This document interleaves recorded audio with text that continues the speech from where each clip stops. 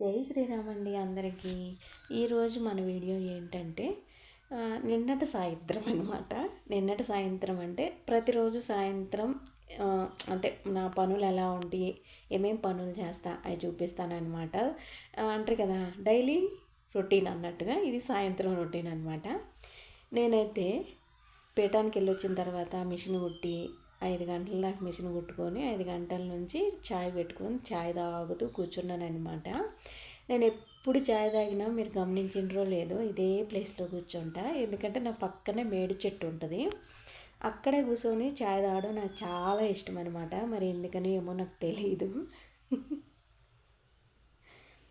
చాయ్ అయితే మనస్ఫూర్తిగా తాగుతున్నా కూర్చొని. చాయ్ పెట్టేదైతే వీడియో తీయలేదు. నేను ఉదయాన్నే పీఠానికి వెళ్ళాలని చెప్పి ఉదయాన్నే లేచి బట్టలు ఉతికేసిన ఈరోజు. కాకపోతే ఆరబెట్టుకునే వీలు లేకుండా పోయింది. ఉదయం నుంచి అక్కడే ఉన్నాయి.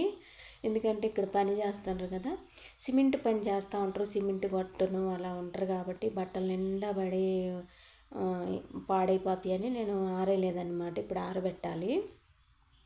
ఇప్పుడు దాకా ఒక్క పని కూడా చేయలేదు, చాయ్ తాగుతున్నా అంతే. ఇంకా గబగబా లేచి బట్టలన్నీ ఆరబెడుతున్నాను అనమాట. ఎవరికి వాళ్ళు విడివిడిగా ప్యాంట్లన్నీ ఒక పక్కన, మా బట్టలన్నీ ఒక పక్కన ఇట్ట విడివిడిగా ఆరేయాలన్నమాట. ఎందుకంటే వాళ్ళు సాయంత్రం వచ్చి అంటే ఈ ప్రతిరోజు ఉదయాన్నే ఆరేస్తా కాబట్టి ఎవరి బట్టలు వాళ్ళు తీసుకుంటారు అనమాట. ఇంకా మా ఉంటే నేను మడత పెట్టి ఇంట్లో పెట్టేస్తా.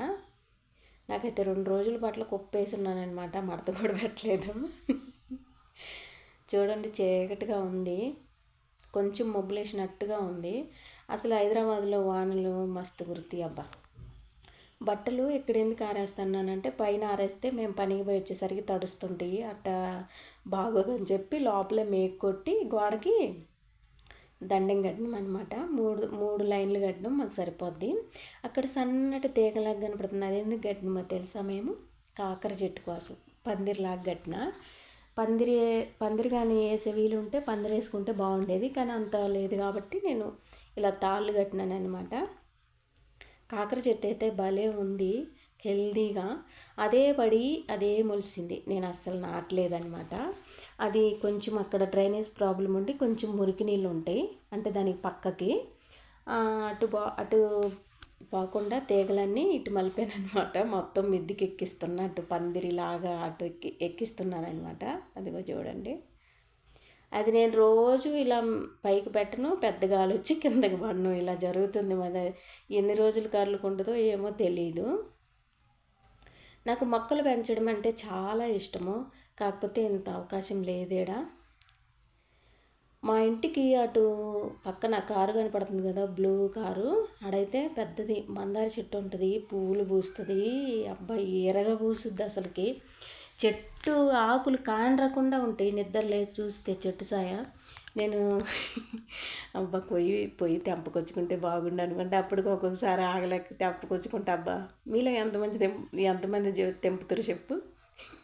ఇప్పుడు అంటారేమో నా వీడియో చూసిన వాళ్ళు, నువ్వు వాళ్ళ చెట్టు పువ్వులు తెంపుకున్నావు కాబట్టి నీ కాకరకాయ దొబ్బేసినరు అని. లేదా నేను అడిగే తెంపుకొచ్చుకుంటా. వాళ్ళైతే పూజలు చేయరు, అవి పూసిన పూలన్నీ రాలిపోతానే ఉంటాయి, అట్లా ఉంటుందన్నమాట. ఇంకా కాకర చెట్టు నేను అంటే మా ఇంటికాడ ఉన్న మొక్కలు మేడి చెట్టు ఇంకా తులసమ్మ, ఈ 2 మొక్కలు ఒకే కుండీలో ఉంటాయి. ఇది మాత్రం చెంకు పూల చెట్టు ఇంకా కనకాంబరం చెట్టు. ఇక్కడ మాత్రం మందారం చెట్టు నాటినా కానీ అది ఇంకా బతికిందో చచ్చిపోయిందో అర్థం కావట్లేదు. ఈ పుల్లలాగా ఉందేమో కనకాంబరం. చిన్న చిన్న మొక్కలు మాత్రం అవి టమాటా మొక్కలు అనమాట. ఇల్లంతా గందరగోళంగా ఉంది. ఇప్పుడు దాకా మిషన్ కుట్టినా కదా, ఇంక ఇవన్నీ సర్దిపెట్టి మొత్తం అంతా ఇల్లంతా క్లీన్ చేయాలన్నమాట. మిషన్ కుట్టిన ప్రతిసారి నాకు ఇలాగే ఉంటుంది, ఎందుకంటే ఫాల్స్ వేసినా నేను అక్కడంతా వేస్తా కాబట్టి కటింగ్ అన్నీ ఇంకా హాల్లోనే చేసుకుంటాను నేను. ఇది ఒక బెడ్రూమ్ అనమాట, మాస్టర్ బెడ్రూమ్ అంటారు కదా అది. అయ్యో మడత పెట్టాల్సిన బట్టలు నా వెనకున్నాయి. మా ఇంట్లో మాత్రం ఎక్స్ట్రా సామాన్ ఏమి ఉండదు. అంటే మంచాలు, ఫ్రిడ్జ్లు ఇలాంటివి ఏం లేవు. మేము ఇంతకుముందు బిల్డింగ్ కింద ఉండేవాళ్ళం కదా, 1 సంవత్సరం అవుతుంది రూమ్ అంటే రూమ్లో ఉండసాగి. ఇంకా కొనుక్కోలేదనమాట. ఏమి ఎక్స్ట్రా సామాన్ ఏమి ఉండవు. నాకు ఈ మిషన్లు 2 ఉంటేనే ఏదో పెద్ద అడ్డమైనట్టు ఉండిద్ది. సామాన్ ఏమున్నా లేకపోయినా ఈ ఇల్లు నీట్గా చేయడమే పెద్ద పని అబ్బా. ఒక్కరోజు ఇల్లు తడిబట్ట పెట్టకపోయినామంటే మరకలు మరకలు పడిపోతూ ఉంటాయి టైల్స్. అదిగాక ఇంతకుముందు రెంట్కి ఉన్నోళ్ళు ఫస్ట్ మేమే ఉన్నాం ఈ ఇంట్లో రెంట్కి. మళ్ళీ సెకండ్ మేము ఇల్లు మారినాం కదా, మందార చెట్టు అని చెప్పినా కదా, అక్కడికి పోయి ఉండేవాళ్ళము. మళ్ళీ ఇదే రూమ్లోకి వచ్చినాము. ఆ రూమ్లో బాగుండట్లేదని ఈ రూమ్లోకి వచ్చేసినాం మళ్ళీ. ఈ గ్యాప్లో ఎవరే వాళ్ళు నిండ్రు, వాళ్ళు కొంచెము గలీజ్ చేసిండ్రు. మరి బ్యాచిలర్లు ఉన్నారో ఏమో తెలియదు, కానీ కొంచెం రూము మేమున్నప్పుడు అంత నీట్గా లేదు. మళ్ళీ దాన్ని తయారు చేయడానికి కొంచెం టైం పట్టుద్ది నాకు. ఏడు మాత్రం చుట్టూరు బిల్డింగ్లు కడతానే ఉంటారు. అంటే కొత్తగా ఇప్పుడే డెవలప్ అవుతుంది కాబట్టి అందరు ఇల్లులు కట్టుకుంటూ ఉంటారు. దుమ్ము ధూళి ఎక్కువ ఉంటుంది. ఒక్కరోజు చిమ్మకపోయి పొద్దుటీడు చిమ్మి మాటీడు మళ్ళీ చిమ్మేలోపే అంత దుమ్ము ఉంటుంది. ఎన్నో రోజులు అంటే ఊడకుండా ఉంది ఇల్లు అన్నట్టుగా ఉంటుంది. అంత మురికి వస్తుంది అనమాట. ఇది డబుల్ బెడ్రూము ఫ్లాట్ అనమాట. చిన్నదే, మరి పెద్దదేం కాదు. బాగుంటుంది కానీ ముచ్చటగా. ఎంతదైనా టైల్స్ అవి మాత్రం కొంచెం కష్టమేనబ్బా. ఒక్కరోజు ఏదో పనికి పోయి తొడవకుండా ఉన్నా కూడా ఎన్నో రోజుల నుంచి తొడవనట్టే ఉంటుంది. మన అదృష్టం ఏంటంటే మనం ఏ రోజైతే ఇల్లు తొడవకుండా కొంచెం అట్ట ఇట్టు ఉంటామో ఆ రోజు ఎవరో ఒకరు వస్తారనమాట మన ఇంటికి. అది చుట్టాలు అయి ఉండొచ్చు, తెలిసిన వాళ్ళు అయి ఉండొచ్చు. ఆ రోజే వాళ్ళకి మనం అబ్బాయి ఏం తిట్టుండ్రు మడ్డిగా అన్నట్టుగా కనపడుతుంది. ఇంకా తప్పదు, ఏం చేస్తాం. వాళ్ళు వస్తారని మనకు తెలియదు. కనీసం వచ్చే ముందు ఫోన్ అన్నా చేస్తే బాగుండు. మొత్తం నీట్గా తుడిసన్నా పెట్టుకునేదాన్ని నేను. ఇలాంటి నాకు 2-3 సార్లు జరిగినాయి. మీకు ఎప్పుడైనా జరిగినాయా? మొత్తం అంతా బయటకు ఊడ్చుకొని వచ్చిన. మరి ఈరోజు బయట అయితే బాగా గలీజ్ ఉంది. ఎందుకంటే అక్కడ సిమెంట్ పని చేశారు కదా వాళ్ళు. నేను పేయటానికి వెళ్ళినా నేనుంటే కొంచెం జాగ్రత్తగా చేసేవాళ్ళు. నేను లేను కదా, అందుకని అక్కడే ఇసిరిసిరి పడేసిండ్రు. చెప్పులు కూడా చూడండి అంతా చెల్ల చెదురు చేసేసిండ్రు. మొత్తం అంతా సిమెంట్ చేసేసిండ్రు. అంతా బాగా గలీజ్ ఉంది. సిమ్ముతున్నా కూడా దుమ్ముగా ఉందన్నమాట. మొత్తము ఇంట్లో నుంచి స్టార్ట్ చేసి గేట్ బయటకు ఉడిసేలే కనీసం ఒక 15 నిమిషాల అంత టైం పట్టుద్ది నిజంగా. ఈ దుబారా చీపురుతోటి జాగ్రత్తగా ఊడ్చేలేకి. ఇలాగా మొత్తం అంతా ఊడ్చేసినానమాట నేను. ఇంకా ఇప్పుడు కొంచెం ఇంటికాడ ఉంటా అట్ట ఉన్నా కానీ పనికి పోయి వచ్చినప్పుడైతే ఇంకా అసలు రిసుకు ఉంటుంది నాకైతే. అబ్బాయి ఆడి పని అంతా చేసేది అన్నట్టుగా ఉంటుంది అనమాట.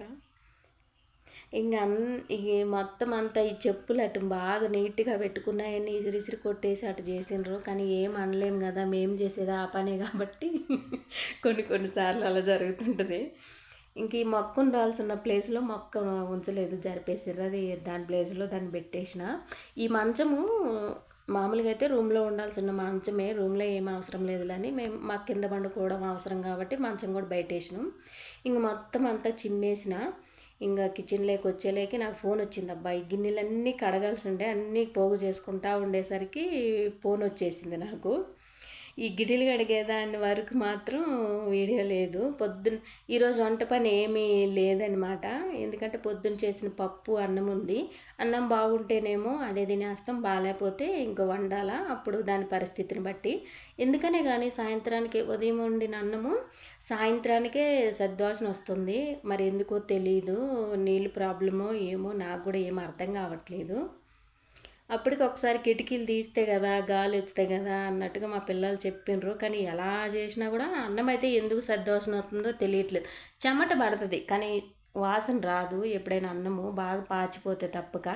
కానీ ఎందుకనో నాకు తెలియదు, వాటర్ ప్రాబ్లమా ఏం ప్రాబ్లమా తెలియదు, కానీ సద్వాసన అయితే వస్తుంది అన్నము ఎందుకు తెలియదు. ఈ ఫోన్ మాట్లాడుకుంటూ గిన్నెలన్నీ తోమేసినాను అనమాట. ఇదేనబ్బా నిన్నటి సాయంత్రం వీడియో. పని అంతా పూర్తి అయిపోయింది. ఇంతకు మీకు నచ్చిందా? నచ్చితే లైక్ చేయండి. ఓకేనా? బాయ్ అండి.